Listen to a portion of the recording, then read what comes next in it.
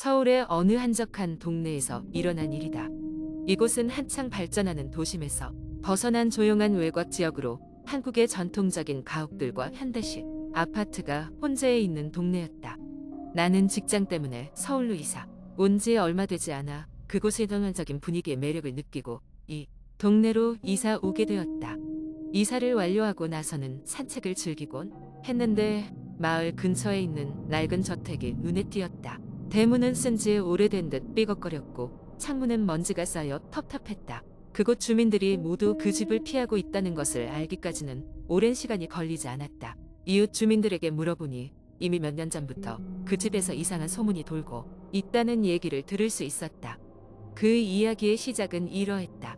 당시에 그 집에는 한 가족이 살고 있었는데 부모와 2명의 자녀였다. 어느 날 밤 그 집에서 큰 불이 났고 화재로 인해 가족 모두가 사망했다고 한다. 경찰 조사 결과 방화가 원인인 것으로 밝혀졌지만 범인은 끝내 잡히지 않았다. 그 후로 그 집은 비어있은 채 시간이 흐르고 있었던 것이다. 처음에는 무심코 넘겼지만 하루는 이상한 경험을 하게 되었다. 집 근처로 지나가던 밤 이상한 소리가 들려왔다. 귀를 기울여 들어보니 작은 아이의 웃음소리였다.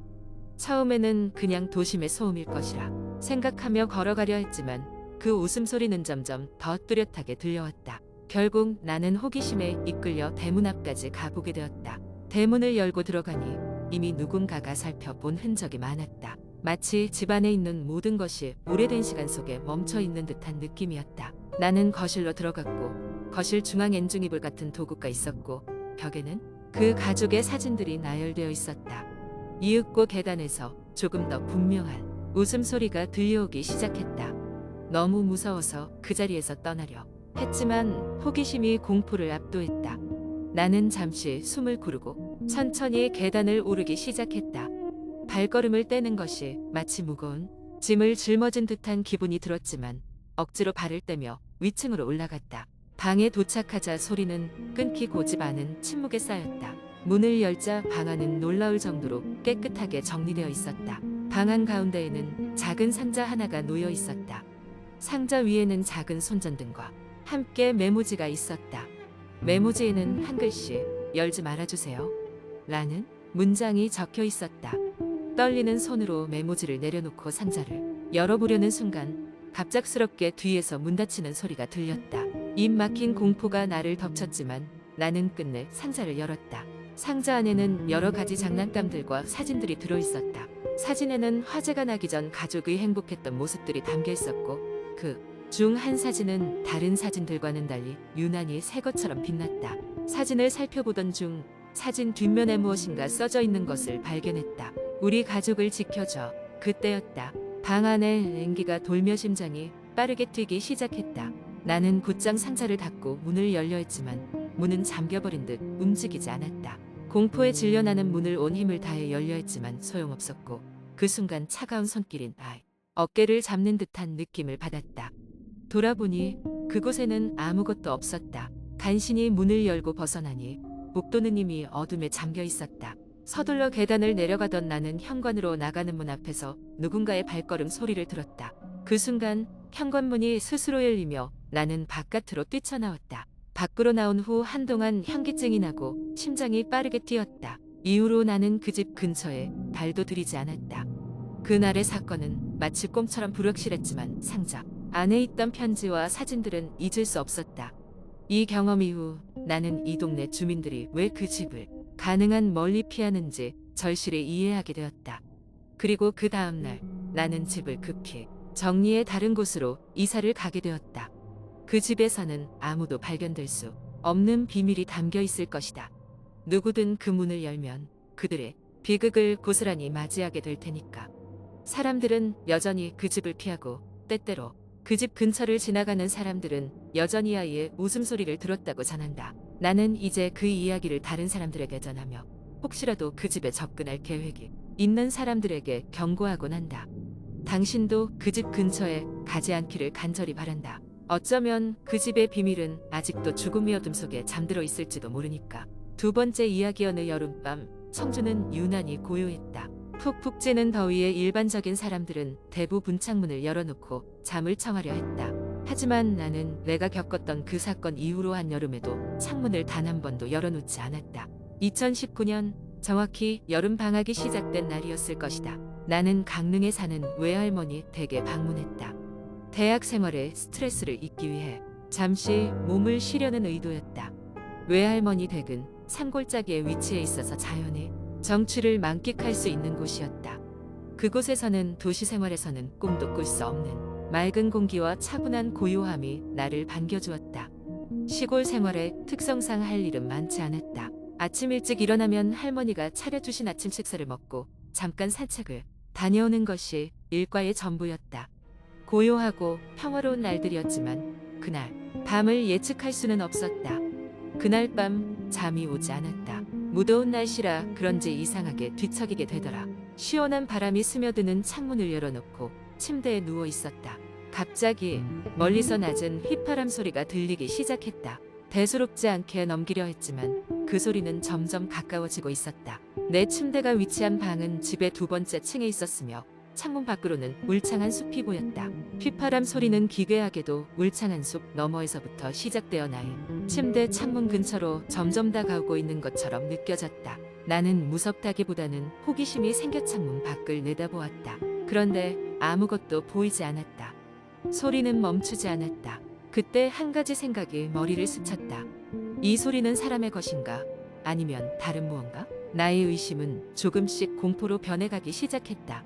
심장이 더 빨리 뛰기 시작하고 숨이 가빠졌다. 마지못해 창문을 닫고 커튼을 쳐 더 이상 보거나 들으려 하지 않았다. 그 순간 겨우 마음을 진정시키고 깊은 숨을 내쉴 때 귓가를 물들이는 차가운 목소리가 들렸다.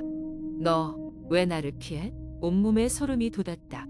분명히 그 소리가 너무도 가까이에서 들린 것이다. 마치 내 바로 옆에서 누군가가 속삭이듯이 눈을 감고 고개를 돌려보니 아무도 없었다. 이젠 소리마저 사라져버렸다. 나는 그날 밤 잠을 이루지 못했다.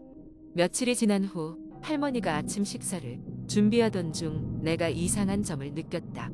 할머니의 방도 잠겨 있었고 어딘가 모르게 집안이 불편했다. 무심코 할머니에게 그날 밤의 일을 이야기했다. 할머니의 표정이 갑자기 심각해졌다. 그녀는 잠시 고민하더니 차분하면서도 떨리는 목소리로 말을 이어갔다. 할미가 말해주지 않았구나. 전에 이 집에서 슬픈 일이 있었다. 내 엄마가 어렸을 때 너에게는 이모가 있었다. 하지만 무슨 이유에서인지 그 아이가 실종되었어. 이 집과 이 숲 어딘가에서 사라졌지. 아직도 경찰이 찾지 못하고 어쩌면 말끝을 흐리던 할머니는 나를 바라보았다. 나는 온몸에 얼음물이 끼얹어진 듯한 기분이 들었고 심장 박동은 더욱 빨라졌다. 만약 그날 밤 내게 말을 걸었던 그 소리가 그 잃어버린 이모의 목소리였다면 그 후로 나는 다시는 그 집에는 가지 않았다. 창문을 열어놓고 밤을 보낸다는 생각조차 하지 않았다. 그 사건 이후로 나는 매일 밤마다 그날의 휘파람 소리와 목소리가 귓가에 맴돌았다. 잊혀지지 않는 기억으로 남아 내 일상에 언제나 그림자를 드리웠다. 내 이야기는 여기에서 끝이 나지 않았다. 몇 년 후 나는 그 집이 헐리고 새로운 집이 지어진다는 소식을 들었다. 아마 새로운 주인들이 들어오게 될 것이다. 나는 그들이 그 숲과 그 목소리에 대해서 알게 될지 모른다는 생각에 안타깝게 그지없었다. 혹시 그들도 그날 밤의 공포를 경험하게 될까봐. 시간은 흐르고 나는 이제 어른이 되었다. 나만의 집에서 나만의 일상을 보내고 있지만 여전히 여름밤이 다가올 때마다 마음속에는 그날 밤의 공포와 목소리가 떠오른다. 그 휘파람 소리와 그 속삭임은 영원히 나를 따라다닐 것이다. 어떤 비밀이 감춰져 있는지, 그 숲에는 어떤 사연들이 숨어 있는지 알 수 없지만 그 모든 것들이 한여름밤 나의 귓가를 맴돈다. 그날의 사건 이후로는 더 이상 휘파람 소리가 들리지 않는다. 하지만 나는 확신한다.